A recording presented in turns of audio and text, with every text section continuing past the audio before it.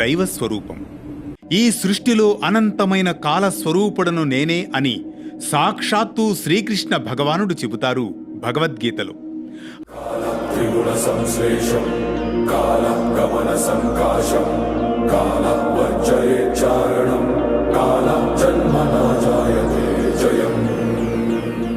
అటువంటి కాలాన్ని పూర్వం ఘడియలలో లెక్కించేవారు. ఒక ఘడియకు మన ప్రస్తుత కాలమానం ప్రకారం 24 నిమిషాలు. ఒక ముహూర్తం అనగా 2 ఘడియల కాలం అని అర్థం. అంటే 48 నిమిషాలను ఒక ముహూర్తం అంటారు.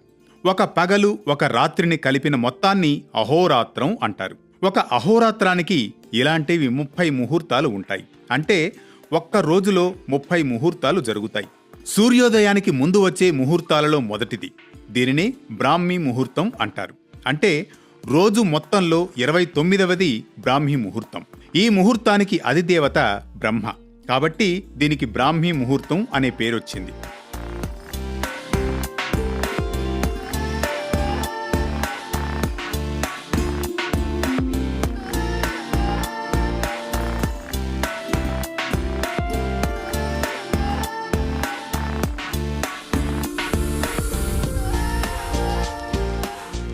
నిజానికి తెల్లవారుఝామును 2 భాగాలుగా విభజించారు.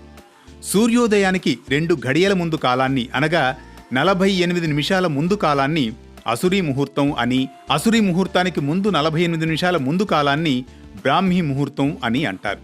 ప్రతిరోజు బ్రాహ్మీ ముహూర్తాన లేచి భగవంతుని ధ్యానించి పనులు ప్రారంభించాలని అంటారు. నూతన గృహప్రవేశానికి ఈ సమయాన్నే ఎన్నుకుంటారు. ఈ సమయంలోని మానవుని మేధాశక్తికి భగవంతుని శక్తి కూడా తోడవుతుంది. కానీ బ్రాహ్మీ ముహూర్తం అనే పేరు ఎలా వచ్చిందంటే, అనూరుడు సగం శరీరంతో జన్మించిన కారణంగా అతన్ని సూర్యునికి సారథిగా నియమించిన బ్రహ్మ, అనూరుడా, నీవు మొదటగా భూలోకంలో కనిపించిన కాలం బ్రహ్మ ముహూర్తమవుతుంది. ఆ సమయంలో ఏ నక్షత్రాలు కాని ఏ గ్రహాలు కాని చెడు చేయలేవని అనూరుడికి వరమిస్తాడు. అందుకే బ్రహ్మ ముహూర్త కాలం అన్ని శుభకార్యాలకు ఉన్నతమైందని శాస్త్రం చెబుతోంది. ఈ బ్రహ్మముహూర్త కాలమున చదివే చదువు, చేసే శుభకార్యాలు దిగ్విజయంగా పూర్తవుతాయని కూడా వివరిస్తోంది. సరిగ్గా ఉదయం 3 గంటల నుంచి 6 వరకు గల సమయం బ్రహ్మముహూర్తం.